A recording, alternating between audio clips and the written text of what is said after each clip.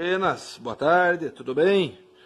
Eu me chamo Eduardo Simeone, sou aqui de Curitiba, Paraná, e quero apresentar um pouco do produto do meu amigo Paulo, da harpa de Davi, lá de Minas Gerais, de Jabuticatubas.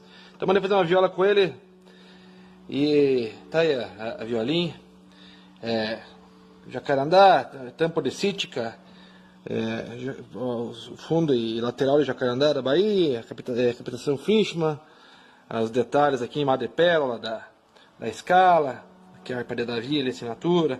Acho que são pinhões que representam muito no Paraná aqui. Ó, tarraxa individual.